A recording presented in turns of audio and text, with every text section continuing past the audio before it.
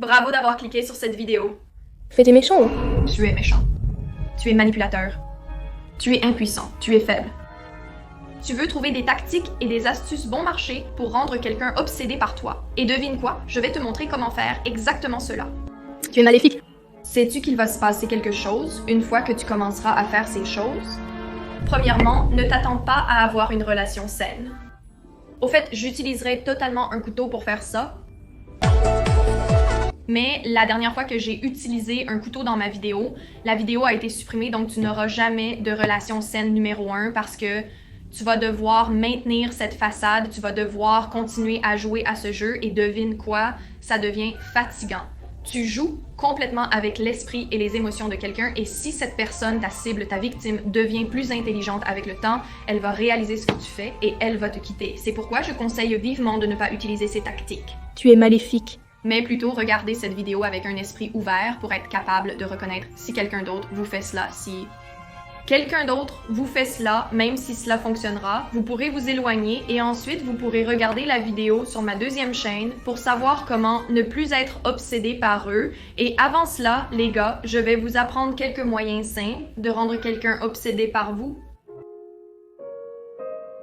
Numéro 1, autoconcept. Nous parlons beaucoup d'autoconcept dans la manifestation. Comment vous percevez-vous la semaine prochaine? Je vais sortir un guide complet sur comment reprogrammer entièrement votre mentalité. Mais jusqu'à ce moment, déterminez ce que vous voulez que votre autoconcept soit. Si vous avez l'autoconcept, tout le monde me déteste, personne ne m'aime, je suis inaimable, personne ne sera jamais obsédé par vous. Alors ayez votre autoconcept simplement comme tout le monde est obsédé par moi, tout le monde m'aime et votre réalité se conformera lentement à cela.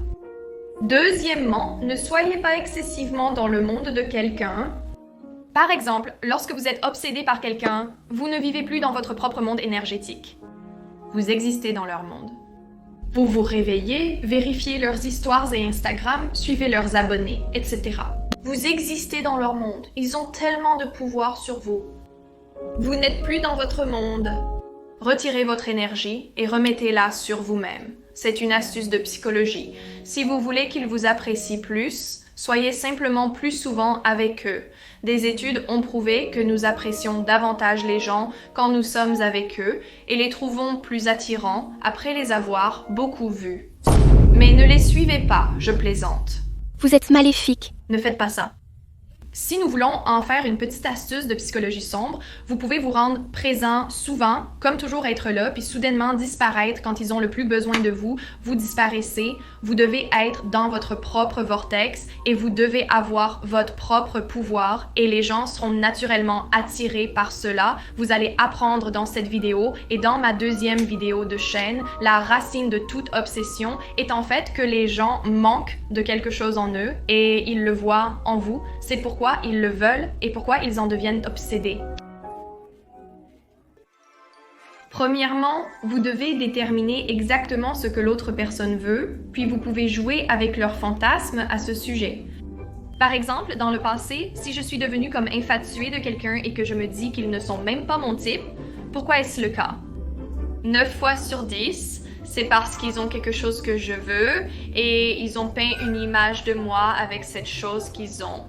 Par exemple, peut-être que tu es un pauvre garçon solitaire qui n'attire aucune fille, tu es insécurisé, tu es en surpoids et tu rencontres cette fille et elle est belle, elle est populaire, elle mène une vie incroyable et elle peint une image de vous deux ensemble. En étant avec elle, tu vas obtenir une reconnaissance sociale, les gens vont te regarder différemment, ils vont te traiter mieux et tu deviens obsédé par elle parce que numéro 1, elle a peint l'image, elle a joué à ton fantasme et numéro 2, elle a quelque chose que tu n'as pas.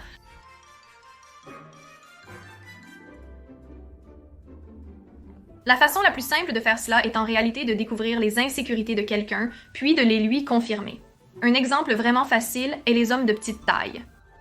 Les hommes de petite taille sont naturellement insécurisés à propos de leur taille, que ce soit quelque chose objectivement à craindre ou non, je ne sais pas, nous ne parlons pas de ça, mais ils sont insécurisés et quelque chose que j'ai observé chez beaucoup d'hommes plus petits que la moyenne, c'est qu'à cause de cela, ils désirent tellement la validation féminine. Je discutais de cela avec un de mes amis l'autre jour. Nous aimons parler de psychologie, de comportement humain, et nous disions pourquoi tous les meilleurs youtubeurs masculins, surtout en finance, Ils mesurent tous 5 pieds 8 ou 7 et notre théorie était que peut-être ils se sentent tellement insécurisés qu'ils ont besoin de se moquer dans d'autres domaines et de se moquer excessivement. C'est pourquoi ils deviennent si riches, ils obtiennent tellement de notoriété sur les réseaux sociaux et puis ils utilisent cela pour attirer les filles, pour finalement les faire se sentir mieux d'être un roi de petite taille. C'est un schéma que j'ai observé à maintes reprises. Que se passe-t-il si vous avez un roi de petite taille? Ne mentionnez même pas sa taille. Faites comme si de rien n'était. Tu es si masculin et fort et grand et musclé. Ne frappez pas le jeu, je déteste le jeu, c'est ce que j'ai remarqué. Comment déterminer les insécurités de quelqu'un? Parfois, c'est facile à voir. Par exemple, regardez simplement les attentes sociétales. Numéro 1, s'ils ne correspondent pas à cette attente, ils sont probablement insécurisés à ce sujet et s'ils ne le sont pas, vous avez juste besoin d'écouter parce que tout le monde révèle qui ils sont et ce qui les rend insécurisés. Il suffit de parler, il faut juste se taire et écouter. Deuxième méthode, la méthode du chaud et du froid. Nous en avons parlé dans l'autre vidéo. Je vais vous donner une technique un peu plus sournoise et plus avancée que ce dont nous avons parlé précédemment. Dans le contexte de faire en sorte que quelqu'un se sente bien avec ses insécurités, vous voulez continuer à lui donner des éloges et de l'approbation et finalement vous voulez arrêter, peut-être brusquement. Ils vont à nouveau désirer cela parce que vous devenez leur source de validation et ils se disent « Que dois-je faire? Que dois-je faire sans cette validation? » Cela fonctionnera particulièrement sur les personnes qui ne peuvent tout simplement pas se valider elles-mêmes.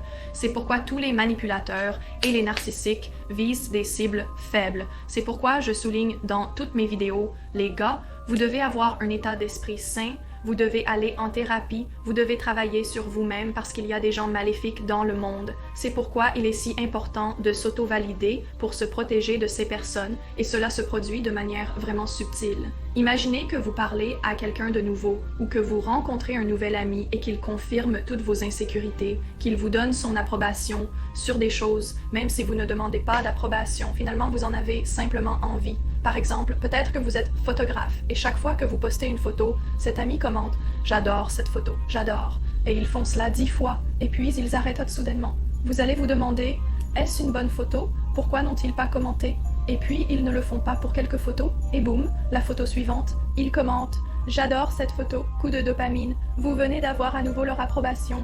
Laissez-les projeter un fantasme sur vous. Nous en avons parlé en termes d'insécurité et vous savez que cette personne a généralement quelque chose que vous voulez. Mais en termes de séduction, surtout, il est vraiment bon de jouer avec le fantasme de quelqu'un en étant totalement une page blanche pour qu'il puisse peindre l'image qu'ils veulent sur vous et vous suivez cela. Si vous me demandez, c'est une façade vraiment difficile à maintenir, mais je l'ai vu fonctionner. Que vous ayez ou non la capacité de faire cela, chérie, cela dépend de vous, mais cela fonctionne.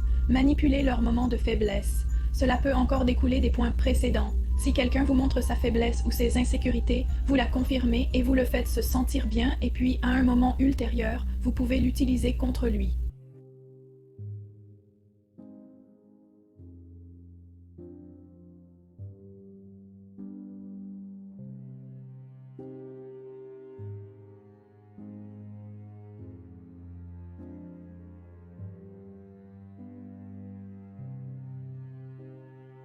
C'est un excellent exemple de lui manipulant un moment de faiblesse parce que, après j'ai réellement commencé à l'aimer, ce n'est que lorsque tout cela s'est estompé que je me suis dit que je n'aimais pas cet homme, c'est un putain de psychopathe.